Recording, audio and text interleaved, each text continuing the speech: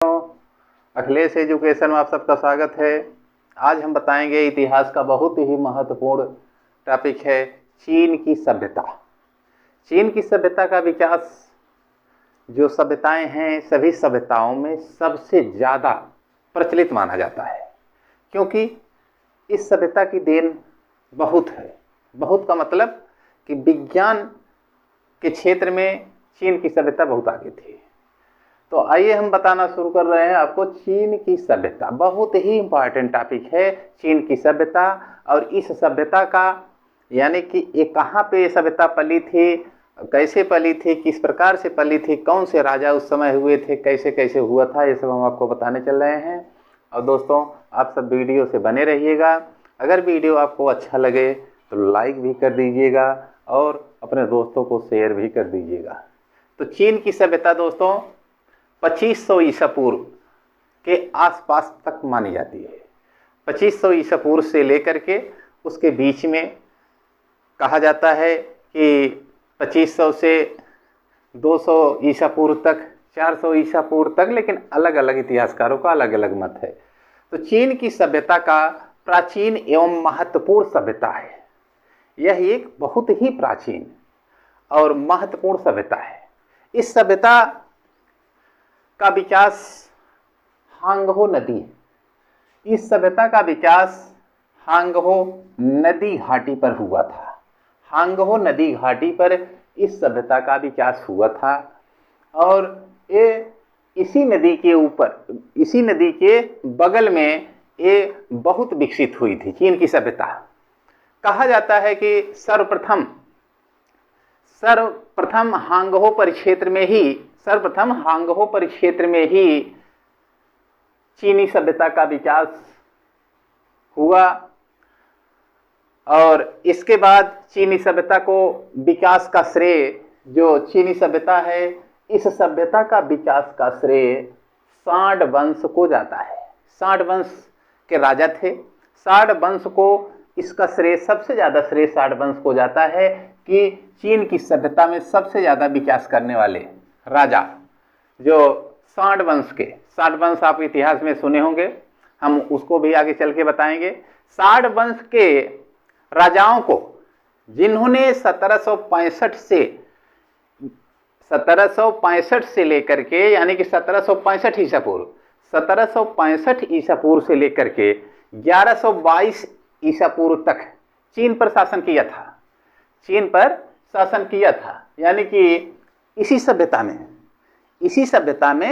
1765 ईसा पूर्व से लेकर के 1122 ईसा पूर्व तक चीन पर शासन किया। इस वंश के राजाओं ने क्या किया? चीन में उच्च स्तर की संस्कृति का विकास किया था। और सबसे महत्वपूर्ण यह है कि दूसरी सदी मतलब जैसे कि अगर 1 से 100 तक चल रही है तो पहली शताब्दी कहा जाता है। 2 के ऊपर और 300 के अंदर में चल रहा है तो उसे तीसरी शताब्दी कहा जाता है। उसी प्रकार से ये उस समय उच्च स्तर की संस्कृति का विकास हुआ और 3 बड़े राज्य, चीन की सभ्यता की 3 बहुत बड़े राज्य थे, जिसको चीन, चू और ची के नाम से जाना जाता है। चीन, चू, ची जो है ये बहुत ही प्रसिद्ध 3 राज्य थे उस समय के। बहुत ही प्रसिद्ध बड़े राज्य थे। बड़े राज्य का मतलब कि ये बहुत ज़्यादा विकसित हुए थे। और हमने कहा कि दूसरी शताब्दी ईसा पूर्व में जिन पर हान शासकों का, अभी हमने सांड वंश के कहा था, तो सांड वंश का जब समाप्ति हो गई, सांड वंश के राजाओं की, तो इसके बाद हान वंश का स्टार्ट हुआ। हान वंश के शासकों का शासन फिर चीन की सभ्यताओं पर हो गया। जब इनका प्रभाव पड़ने लगा इन राजाओं पर, तो उस समय ये जो सभ्यता थी चीन की सभ्यता, इन अनेक धर्म जातियां, जैसे कहा जाता है प्राचीन काल में तो धर्म जातियां तो थी नहीं, लेकिन एक दूसरे के, जैसे कोई दूसरा राजा हुआ, जैसे सांड वंश का था, फिर हान वंश का हुआ, फिर यहाँ पे चीन जात, चू जात, ची जात, ये तीन अलग अलग जातियां भी हैं, तीन अलग अलग जातियां भी हैं। इस प्रकार से उस समय जब हर जगह लड़ाई झगड़ा होना शुरू हो गया, हर जगह कहीं न कहीं लड़ाई झगड़ा होता रहा, इसलिए कि जैसे आप देखते हैं कि जब जैन धर्म का, बौद्ध धर्म का शुरुआत हुआ तो उस समय भी इतना ज़्यादा धर्मों को लेकर के लोग लड़ रहे थे, तो गौतम बुद्ध ने इसीलिए धर्म को अपनाया, बौद्ध धर्म को इन्होंने स्वीकार किया कि हम आगे चल के ऐसी शिक्षा देंगे जिससे कि लोग एक दूसरे से लड़ना झगड़ना बंद कर दें। तो इस प्रकार से कन्फ्यूशियस का जन्म हुआ और कन्फ्यूशियस शिक्षा का विशेष प्रभाव डाला सबके ऊपर, शिक्षा का विशेष प्रभाव डाला। और कन्फ्यूशियस एक दार्शनिक भी था, एक विचारक भी था, एक राजनीतिक भी था। एक कन्फ्यूशियस इतना जानकार था, जैसे कि कहा जाता है कि बौद्ध धर्म में गौतम बुद्ध इतने ज़्यादा विद्वान, जैन धर्म में महावीर स्वामी, उसी प्रकार से चीन की सभ्यता में भी उस समय कन्फ्यूशियस बहुत ही विद्वान था। इतना विद्वान था कि वो सभी को शिक्षा देता था, राजनीति की शिक्षा देता था, फिर राजनीति के साथ साथ में अनेकों ढंग की शिक्षाएं देता था। राजनीति के साथ हम उनको दर्शन शास्त्र के बारे में बताता था कि किस प्रकार से आपको यहाँ पे रहना है, सारी शिक्षाएं दे रहा था कन्फ्यूशियस। देख रहे हैं। फिर कन्फ्यूशियस के बाद लाओसे। लाओसे का अर्थ होता है बूढ़ा दार्शनिक। लाओसे का अर्थ होता है बूढ़ा दार्शनिक, एक बूढ़ा दार्शनिक। ये बूढ़ा दार्शनिक और कन्फ्यूशियस यानी कि दोनों राजनीतिक और दोनों विचारक थे, कन्फ्यूशियस भी और लाओसे भी। दोनों ने मिल करके चीन की सभ्यता में इतना ज़्यादा योगदान दिया कि चीन की सभ्यता का विकास बहुत ज़्यादा हो गया। कहा जाता है ये 4 सभ्यताएं हैं, मुख्य 4 ही हैं, वैसे तो बहुत हैं। सिंधु घाटी की सभ्यता के ही 18-20 सभ्यताएं हैं, लेकिन मुख्य कितने हैं? 4 ही हैं। पहला जैसे सिंधु घाटी की सभ्यता, दूसरा मेसोपोटामिया की सभ्यता, तीसरा मिस्र की सभ्यता, चौथा चीन की सभ्यता। तो इस प्रकार से इस सभ्यताओं में चौथी सभ्यता है, लेकिन चौथी सभ्यता में सबसे महत्वपूर्ण यानी कि सबसे ज्यादा विकास इसी सभ्यता में हुआ था। जिस प्रकार से आज के दौर में इतना ज्यादा विज्ञान आगे बढ़ रहा है, उसी प्रकार से चीन की सभ्यताओं में विज्ञान पहले ही आगे बढ़ चुका था।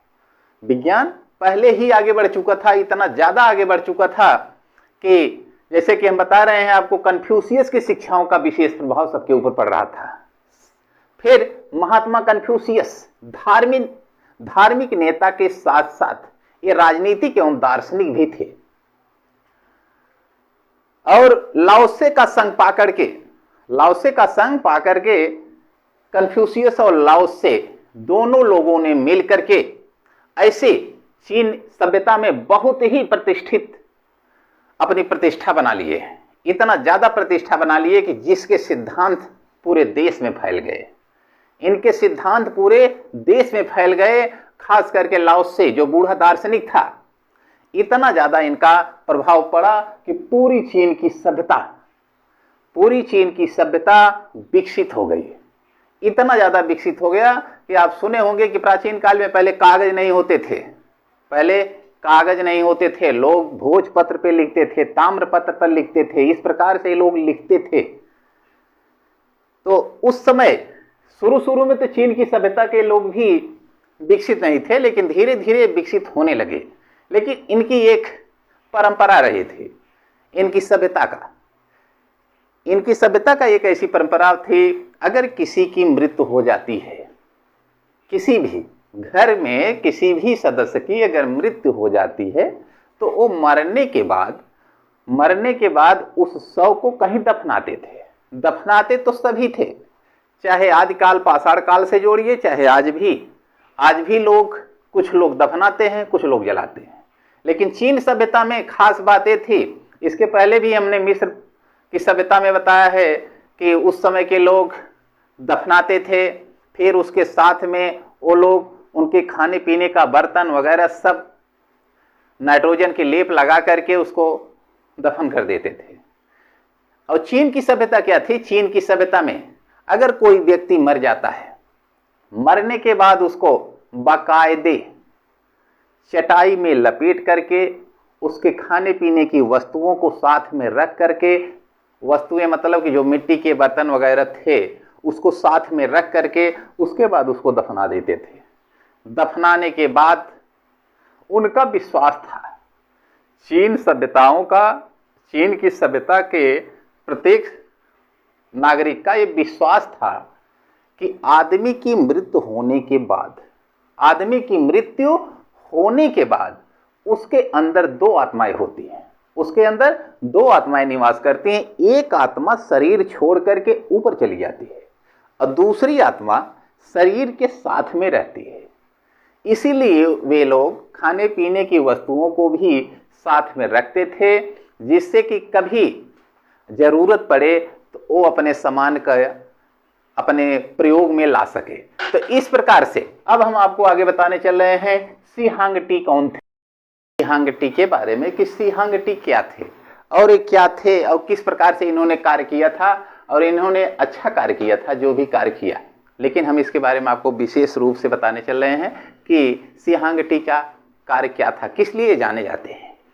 तो आइए एक नज़र चीन की सभ्यताओं के प्रमुख बिंदु पर आते हैं कि चीन की सभ्यता के जो प्रमुख बिंदु हैं ये क्या क्या हैं, यानी कि चीन की सभ्यताओं की प्रमुख देन क्या थे।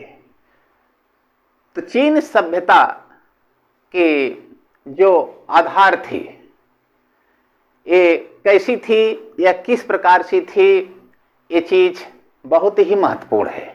चीन सभ्यता का आधार कृषि था। ये लोग शुरू से ही कृषि करते थे और कृषि भी इतने उच्च स्तर की करते थे कि गेहूं, जौ, चना, ज्वार, बाजरा आदि चीज ये बहुत ज्यादा उत्पादन करते थे शुरू में ही, हांगहो नदी के किनारे ही। हांगहो नदी यानी कि हम आपको बताए थे कि जितनी भी सभ्यताओं का विकास हुआ है सभी सभ्यताएं किसी न किसी नदी पर ही बसी हैं। अब दूसरा पॉइंट हम आपको बता रहे हैं कि यह प्रत्येक दृष्टि से एक पूर्ण सभ्यता थी। चीन की सभ्यता प्रत्येक दृष्टि से एक पूर्ण सभ्यता थी। अब दूसरा पहलू उसके क्या है? दूसरा पहलू यह है कि यह सभ्यता हांगहो नदी के किनारे जन्मी थी। यह सभ्यता हांगहो नदी के किनारे, हांगहो नदी के किनारे पली बढ़ी और इसी नदी के किनारे पलने बढ़ने के कारण ही हांगहो नदी को पीली नदी के नाम से जाना जाता है। पीली नदी के नाम से जाना जाता है। ध्यान रखिएगा, परीक्षा में एक बार पूछा था कि चीन की सभ्यता, ऑब्जेक्टिव क्वेश्चन था, चीन की सभ्यता किस नदी के घाटी में इस सभ्यता का विकास हुआ था, तो ऑप्शन हांगहो नदी न दे करके पीली दिया था। तो इसे पीली नदी भी कहा जाता है।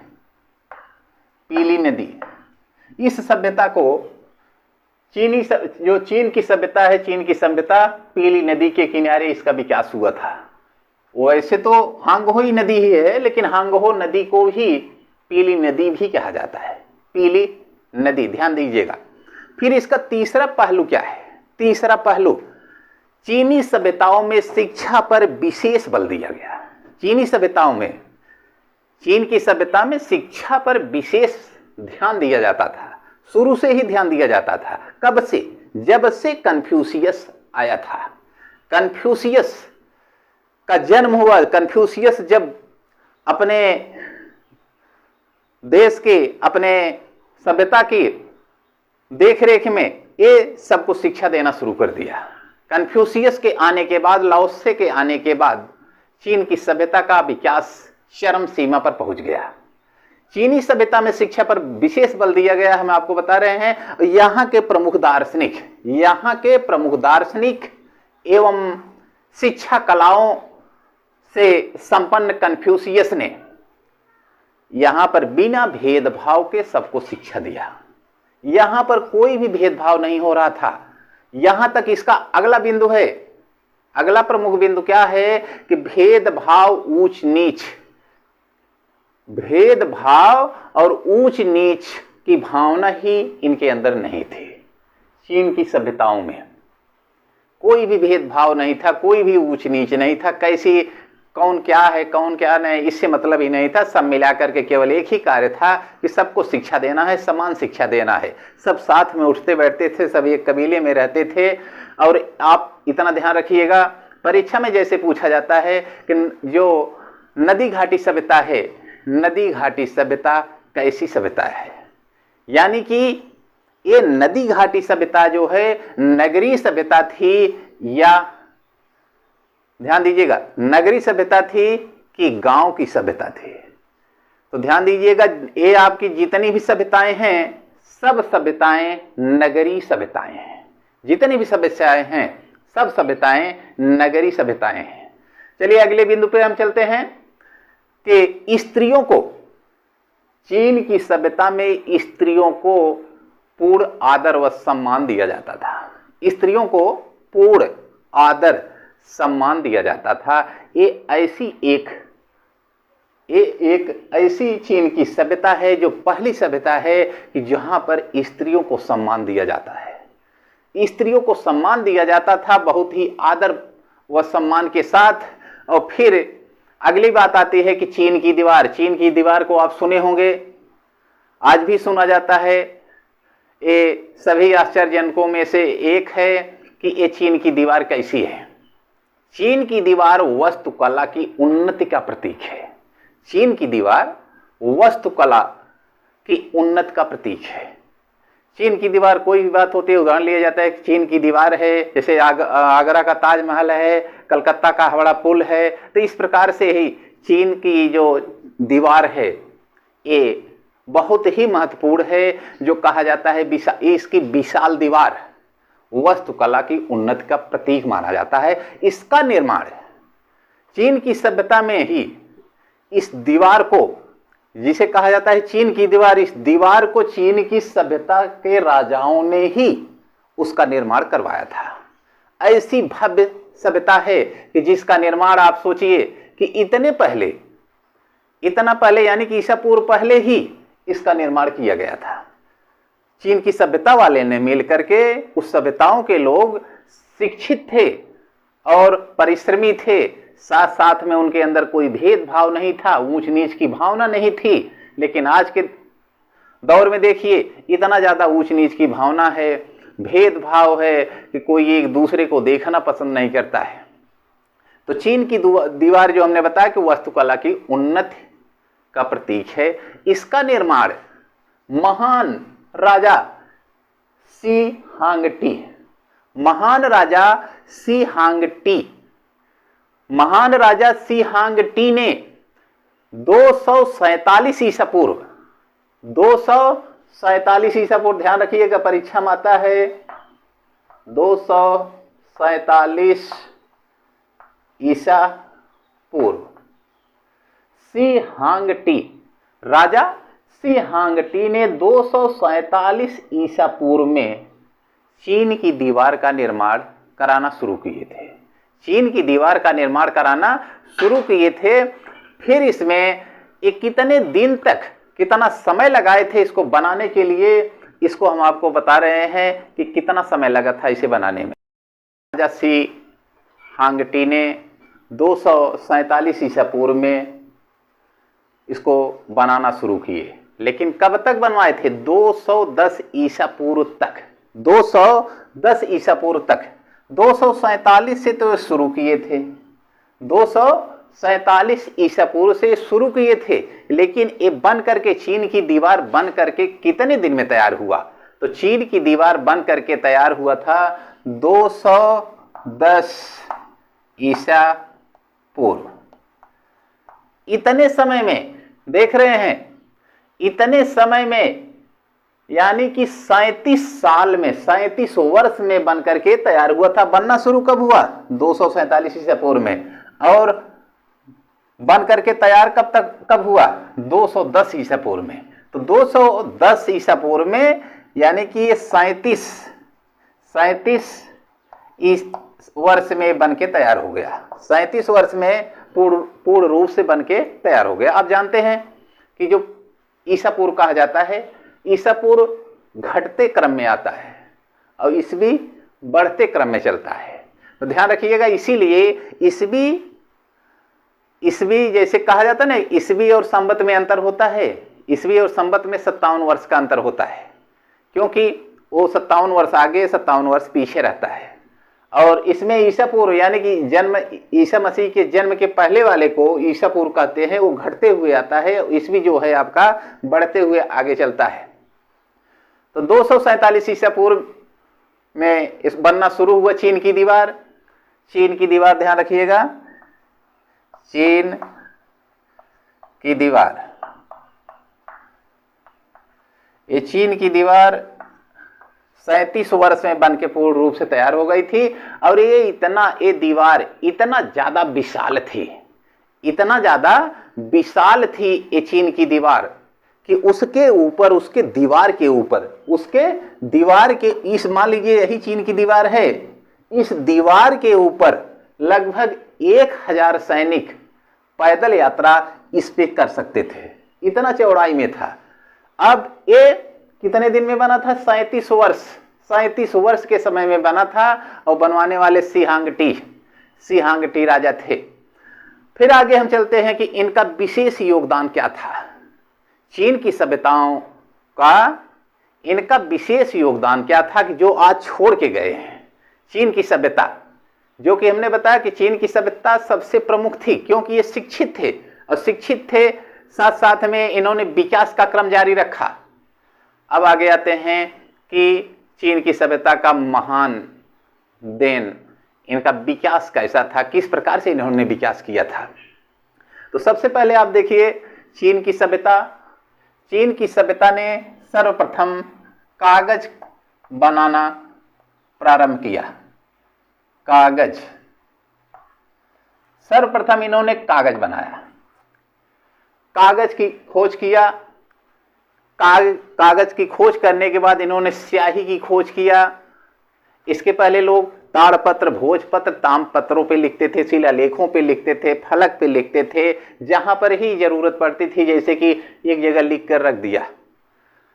कि आप जानते हैं वेद भी ऐसे ही लिखा गया था। उस समय कागज पत्रा कुछ नहीं था। क्यों? जो कि आप जानते हैं वेद जो बना था, जो वेद लिखा गया है, वेद का रचना कब हुआ? वेद की रचना इनके यानी इन सभ्यताओं के पतन होने के बाद वेद की रचना हुई थी।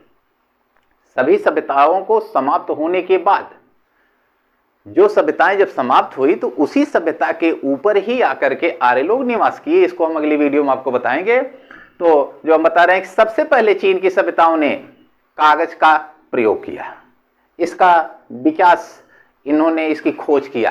फिर इन्होंने ताश की खोज किया, बारूद की खोज किया, क्या कहते हैं कि कुतुबनुमा की खोज किए, भूकंप नापने का यंत्र इन्होंने तैयार किया था। इस प्रकार से चीन के जो सभ्यता है बहुत ज्यादा ये लोग विकास किए थे। सर्वप्रथम यानी कि ये सब चीजें जितना हमने बताया कि जैसे कागज, स्याही, ताश, बारूद, कुतुबनुमा, भूकंप मापी यंत्र, ये सभी चीज सर्वप्रथम चीन ने किया था। सर्वप्रथम चीन ने किया था। लेकिन इस सभ्यता की एक विशेषता थी, इस सभ्यता की एक विशेषता थी जो कि किसी भी सभ्यता में नहीं पाई जाती है। इस सभ्यता की विशेषता ये थी कि ये अपने पूर्वजों की पूजा किया करते थे। अपने पूर्वजों की पूजा करते थे, यानी कि मरने के बाद उनको जब दफन कर देते थे, दफन करने के बाद वो अपने पूर्वजों की पूजा करते थे। इतने ज्ञानी थे।